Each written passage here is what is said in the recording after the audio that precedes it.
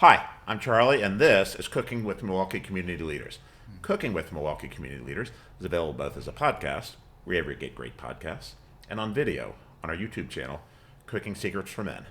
And check out our other podcast, Munching Around Milwaukee, where we talk with our great chefs, restaurateurs, and foodies here in Milwaukee about our very vibrant food scene. But today on Cooking with Milwaukee Community Leaders, very pleased to have as my guest Héctor Colón. Hector? Hey, Charlie. Nice to be with you. Good Thank to you see so you. much. Thanks for coming. Beautiful spring day here in Milwaukee. Yes. And everything's relative because it's probably about 45 or 50 degrees out, but it's sunny and no clouds. So we're very happy. So Hector is the president CEO of Lutheran Social Services of Wisconsin and Upper Michigan. But we like to always start at the beginning and figure out how we got from point A when you were born to today. So Yes. let's. So you were born here in Milwaukee, and you spent some of your growing up years in Puerto Rico. I actually, no, I did go to Puerto Rico often, but my mother and father got a divorce when I was 12 years old. Okay. So then my father moved back to Puerto Rico. And when I was 12, once he moved back, when I was 17, I went out there. And then pretty much ever since, I would go once a year Okay. or at least every other So year. most of your growing up was here in Milwaukee. That's right. Gotcha. Okay. Yeah. Yeah. So grew up here in Milwaukee, near South Side, Uh-huh. and I remember a big event in my life happened when I was 9 years old. There was a kid in the neighborhood. He was Polish.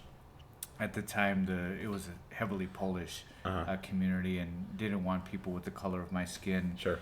And he hit me in the face.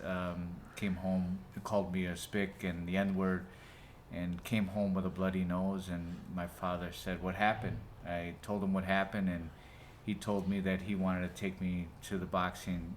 He wanted to take me to the UCC so that I can learn how to box. And that was a big event in my life. The UCC is United Community Center here in Milwaukee. Serves the community and has for a while. Anyway, so Yes. continue. Yeah, so then I remember my father introducing me to Israel Acosta, who they call Shorty, who's a giant in this community. He's a giant in my life. And I remember him putting me in front of the mirror and started showing me some boxing combinations, and quickly told my father, "Your son is a natural. He's going to become a champion." So here I am. Got wounded self-esteem and not feeling good about myself, and he was right. I ended up becoming a 7-time national champion, competing all over the world with the Which United weight? Different weight classes, Okay. but my last title was as a welterweight, Okay. 147. And so I was traveling all over the world with the United States national boxing team. And in 1992, I was favored to go to the Olympics in Barcelona, Spain. And I was 19 years old. And as a 19-year-old kid, I was distracted and wasn't fully applying myself, mind, body, and spirit. And I was already anticipating, big things and the big money. What and, you'd look like on the victory stand. Yeah. Okay. And I kind of regret it to this day. So I got in the ring and I lost. And I was devastated. Wasn't going to win that gold medal for my coach Shorty, which I wanted to do so bad. Sure. And I also wasn't receiving calls from those promoters about the multi-million-dollar contracts. And I was hurting and searching. And on December 27, 1992, I went to Holy Hill and I bought my first Bible, and my life changed. I continued to box, and 8 months later, the guy that robbed me of my Olympic dreams, we fight again, and this time it was for the U.S. welterweight title, and it was televised, and this time I knocked him out in the first round. And Karma, baby. yeah, and so the promoters came back and wanted to talk, and I just ended up putting it through a year of prayer and discernment, and just fundamentally in my heart, I felt a strong calling away from the sport.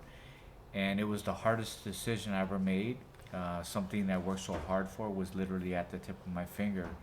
But I walked away from the sport. Okay. But, So, yeah. go ahead. But I'm so thankful to boxing. Mm-hmm. It is because boxing that gave me the structure, the dedication, determination, and discipline that helped me be the person that I am today. So I'm so thankful for boxing because it shaped me.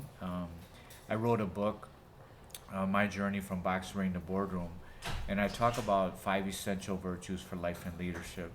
And they are courage, which is about facing your fears, humility, the way the ancient philosophers talked about it, which is not thinking less of yourself but more of others, temperance, self-control and restraint, magnanimity, which is about striving for greatness, and perseverance, which is about not giving up. So those are the virtues I learned in a boxing ring that helped propel me to the boardroom. Good. So you end up taking a little time off from high school before going to college, but you get your bachelor's and your master's at UWM, University of Wisconsin Milwaukee. Yeah. So was there a plan after graduating? Did you know what you wanted to do? So right after college, I wanted to. My degree's in occupational therapy, so I wanted to work for a hospital, maybe like a rehab therapy kind of thing, and then gain some experience. 3 to 5 years, and then I want to have my own business, and I wanted to contract with doctors specifically for Spanish-speaking clients. But unfortunately, at that time, the job market was kind of saturated. There weren't a lot of those rehab hospital type of opportunities. So I got into mental health.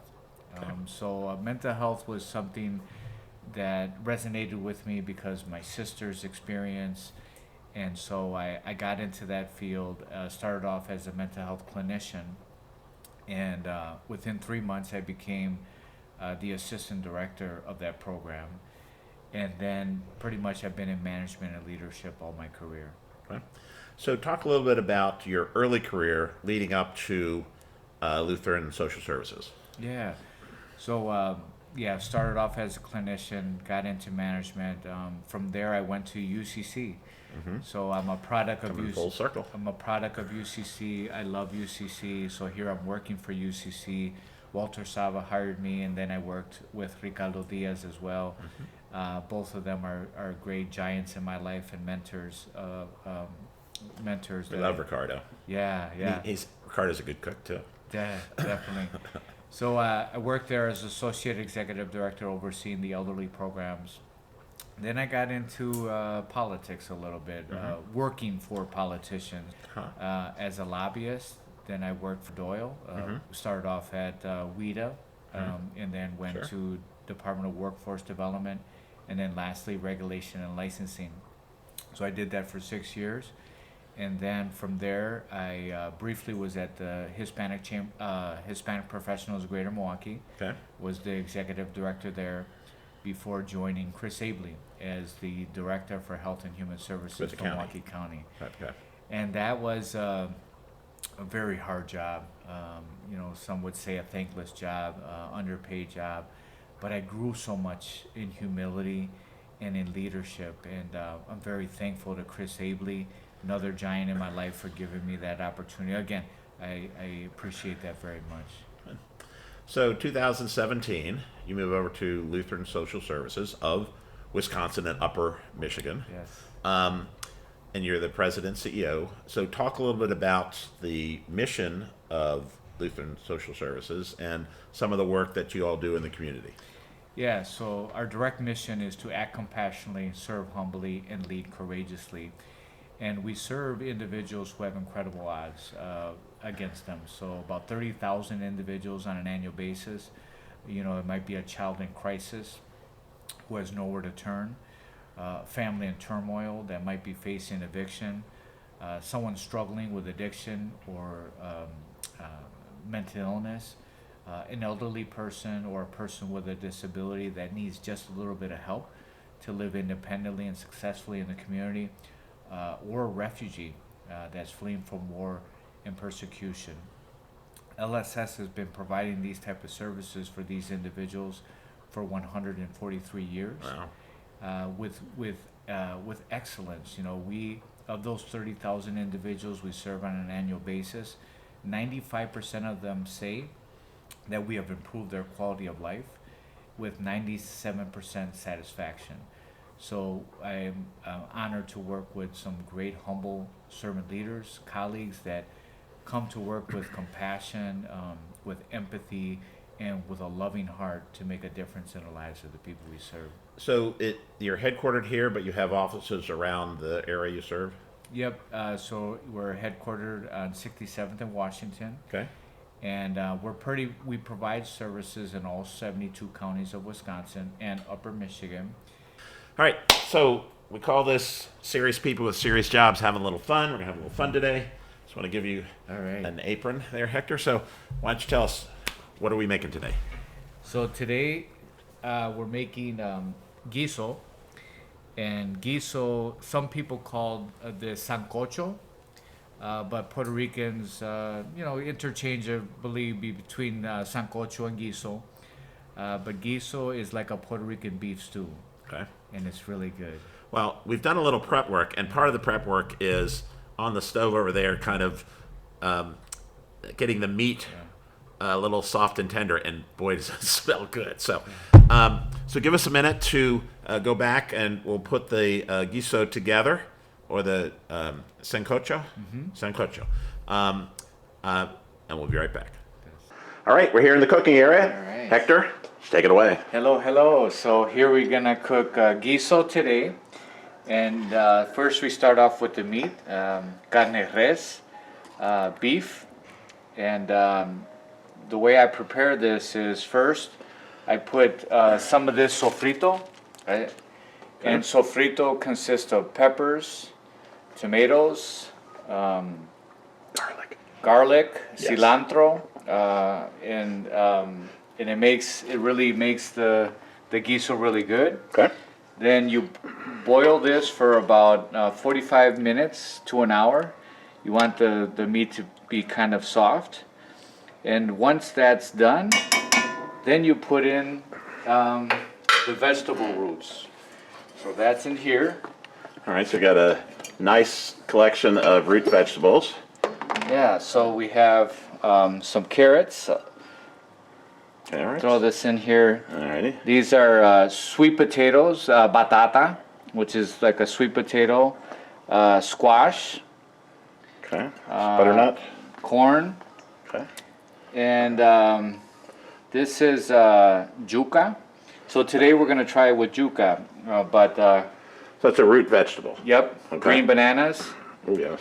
That's pretty much what so we have here. So I'm going to dump in the veggies. We got. It's hard to say how much we have. Probably like a cup and a half of each, maybe more. Yes. So maybe more. This looks like two or 3 ears of corn. Yep.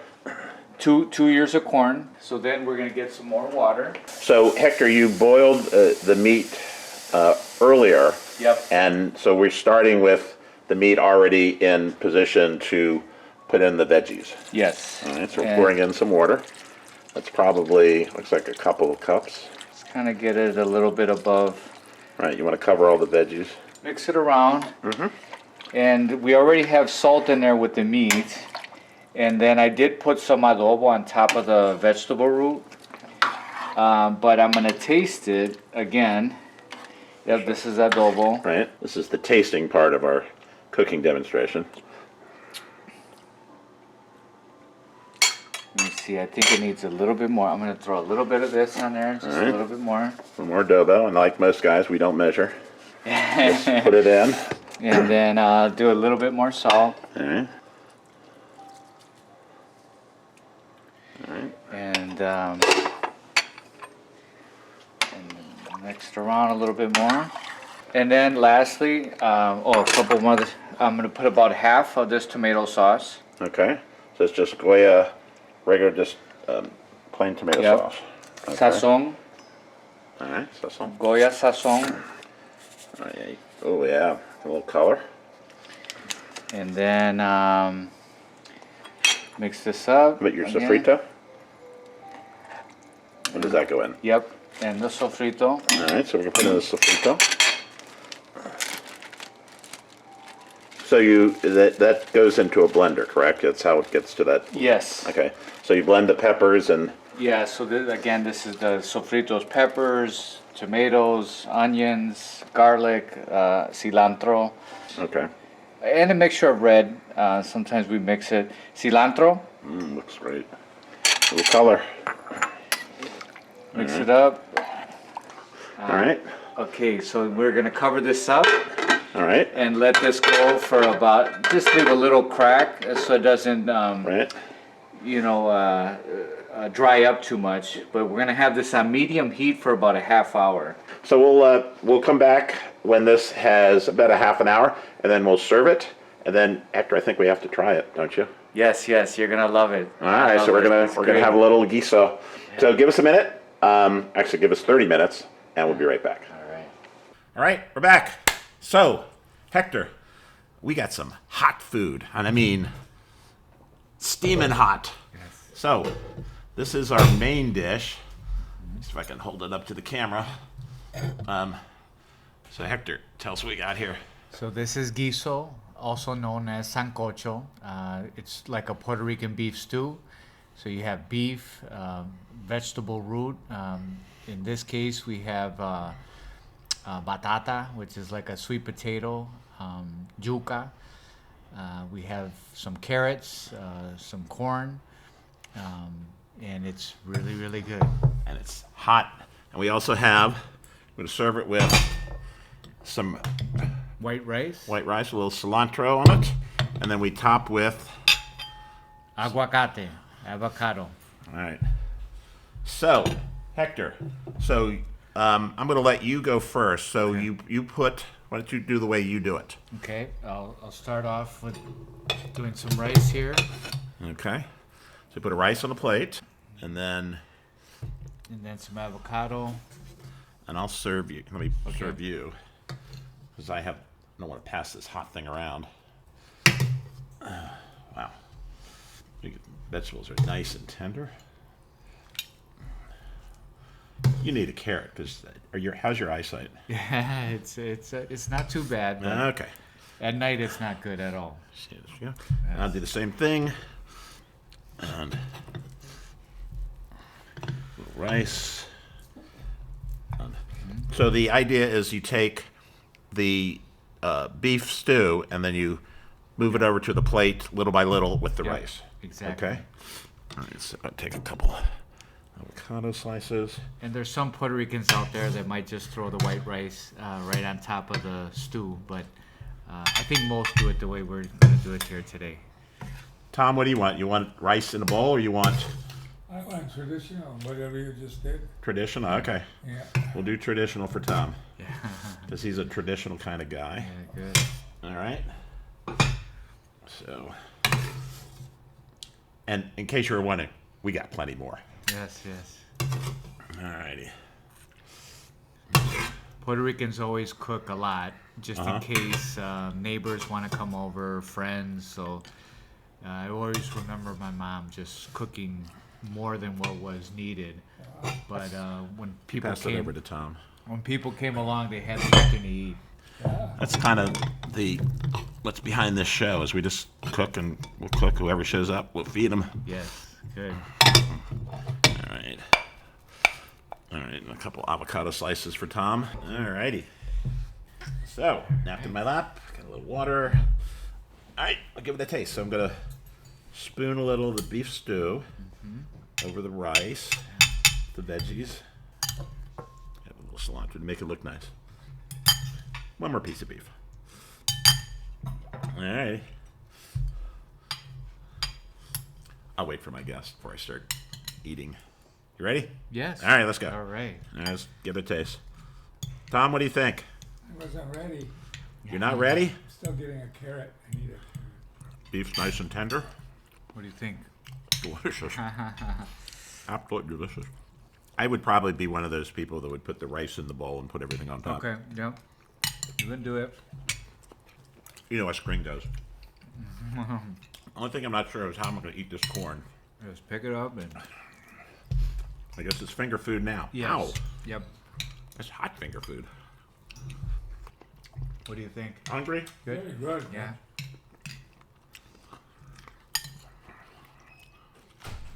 You hungry? Gentlemen, We're having Hello. guiso. it smells so good on this level, and the elevator's all the way up. So Oh, whatever you did, I'm sure it's fabulous. you know that in my neighborhood, when I grew up, my mom would cook and the whole block would smell it. Smell it and And this she is would- one of her. One of her dishes, so guiso, yes. Beautiful. It smells lovely. I'm just finishing my weekend retreat with my lady friends, so we're on the rail. Otherwise, I would come down this morning, but I'm sorry that I missed you. That's okay. We have plenty. Hector, it's Hector. Yes. Nice to meet you. I'm Jacqueline. Nice to meet you. Gentlemen. So, Thank you. my friend Susan. All right, gentlemen. All enjoy. right, thanks. That's all Back good. All right. back to food. It does. It feels like Sunday cooking at Yeah. That's what happens here. People just kind of show up, and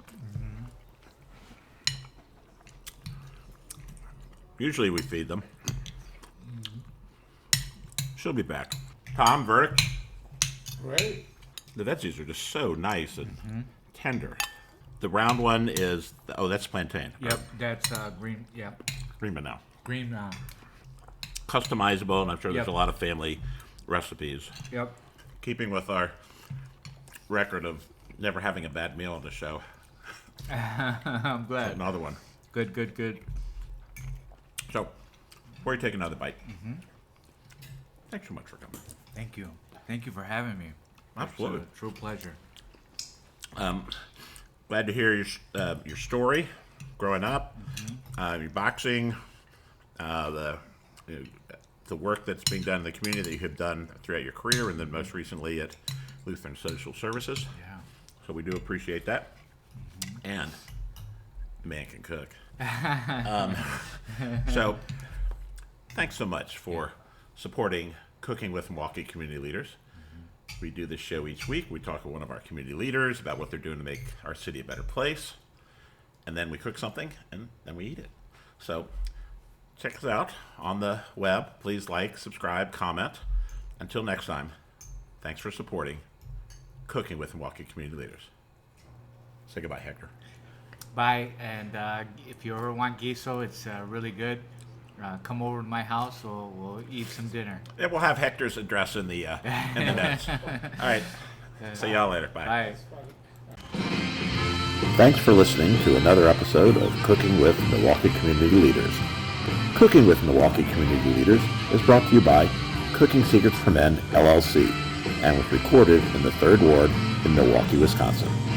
We feature and profile community leaders who are trying to make Milwaukee a better place.